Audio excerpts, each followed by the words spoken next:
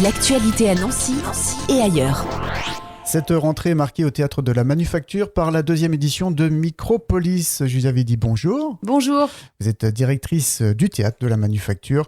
C'est donc le 29 septembre que va débuter cette deuxième édition de Micropolis. Est-ce qu'on peut revenir sur l'idée de départ? Comment c'est né? Alors c'est né avec la volonté de pouvoir montrer pendant quelques jours des formes, des spectacles qui ont été créés par les artistes pour être présentés hors les murs des théâtres, c'est-à-dire en dehors des grands plateaux, des scènes qui sont équipées, donc c'est-à-dire en salle de classe, salle polyvalente, gymnase.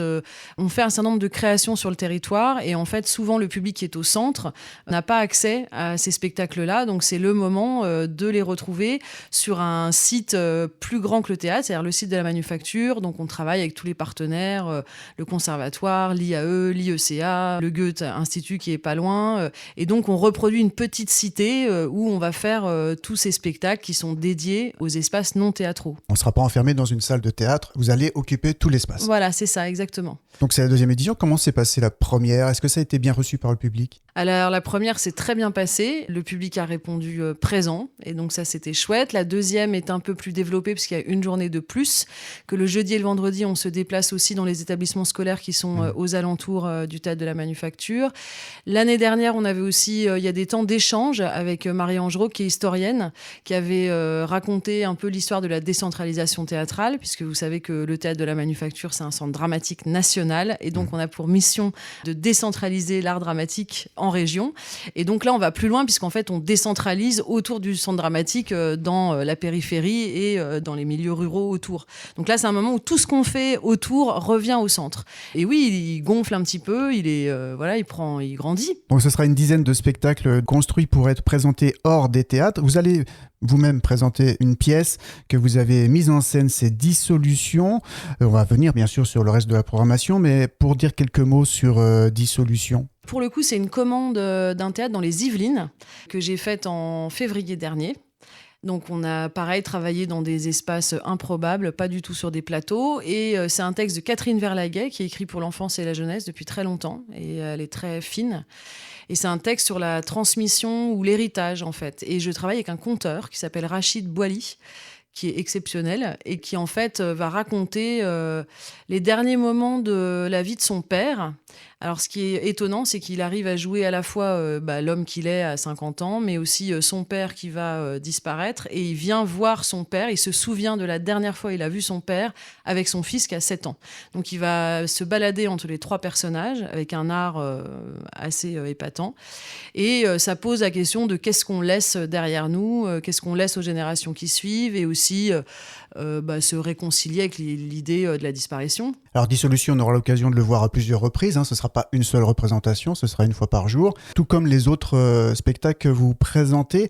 Donc je l'ai dit, il y en a une dizaine avec des thèmes et des formes assez différentes. Qu'est-ce qu'on peut mettre en avant? On peut déjà dire que c'est forcément des formats qui sont pas très longs, c'est ça qui est aussi agréable, c'est-à-dire que c'est 1 heure, 1 heure et quart maximum, et donc parfois 45 minutes. Donc on peut voir plusieurs formes à la suite, et puis ça crée un débat, une espèce de bouillonnement entre les spectateurs et de rencontres. Voilà, ça c'est important.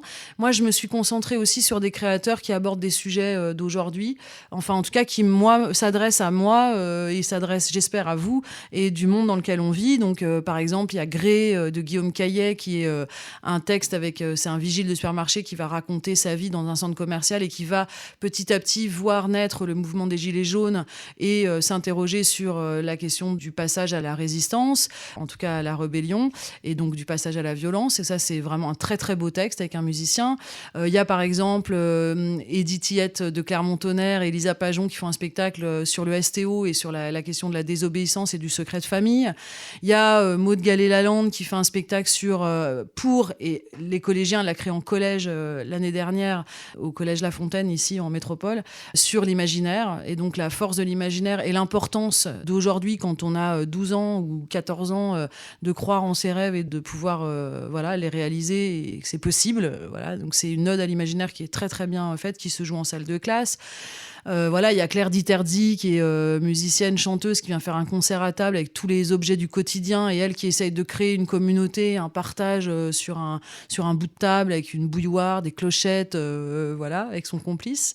Donc voilà, c'est vraiment en fait tous des artistes qui réfléchissent à comment on s'adresse aux gens d'aujourd'hui avec des formes qui fabriquent une rencontre. Et en plus, ces formes sont très en proximité. Donc ce qui est très, pour moi, jouissif pour le spectateur, c'est que l'acteur, il est à 2 mètres, à 3 mètres, et donc on est hyper touché par ça, d'autant plus puisqu'on évolue dans les écrans, donc en plus avec les barrières, le principe de précaution, et ben on a toujours, il y a quelque chose qui nous éloigne de plus en plus de l'autre, et ça c'est des moments où voilà, on est vivant, on peut expérimenter le fait d'être vivant, d'être ensemble, de se parler, de vivre un truc, quoi, de vivre des choses, voilà. Et on ressent encore plus fort le message qui est voulu être passé par ces spectacles, parce qu'il y a des thèmes assez sérieux, il y a l'adultère qui est abordé aussi, des choses. Oui, alors il y a le processus, alors là c'est pour le coup, c'est une création aussi faite pour les salles de classe, mais tout public, avec un casque, donc c'est immersif. On est dans la tête de la jeune femme qui vit une de ses premières histoires d'amour et qui va se retrouver face au choix de garder ou pas l'enfant qui a été conçu par accident. Je pense qu'il est urgent qu'on s'interroge sur pas mal de sujets qui sont, à mon sens, pas assez débattus de façon formelle. Je dirais, donc là, on peut peut-être parler de crise démocratique, au-delà de la crise écologique, sociale, économique, etc.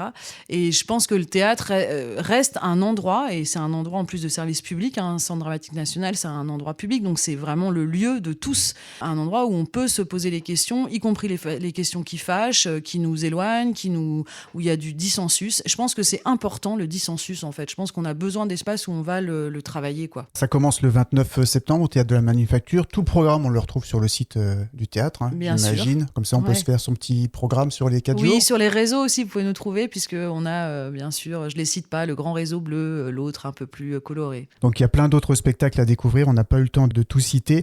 Et puis, surtout, il y a un partenariat avec le NJP pour un DJ set qui a lieu le samedi soir, histoire de faire un peu la fête. Il y a un food truck qui s'installe sur la partie pelouse entre la voie ferrée et le théâtre. Donc, il y a aussi l'occasion de boire une bonne bière ou un Perrier et de se marrer. Et de déconnecter un peu. Et exactement, de prendre du temps. Et pour le Théâtre de la Manufacture, pour aller un peu plus loin, pour cette saison qui débute, on est en septembre, c'est le tout début. Qu'est-ce qu'il y a comme nouveauté aussi à annoncer peut-être ? Alors, tout est nouveau puisque chaque spectacle est un risque. Et je vous encourage à prendre des risques, d'autant plus que les tarifs ont été baissés et que, notamment pour les étudiants, il y a des tarifs à 5 €. Donc, c'est vraiment accessible.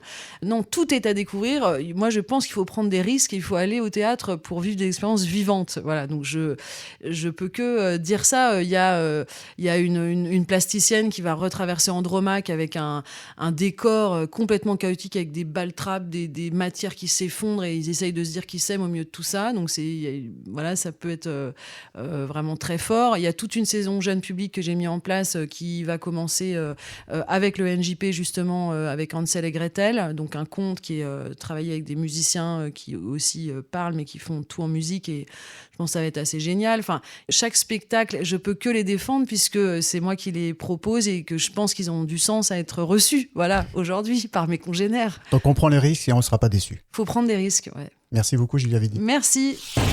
L'actualité à Nancy et ailleurs. C'est sur Fudget. Pour y participer, contactez-nous au 03 83 35 22 62.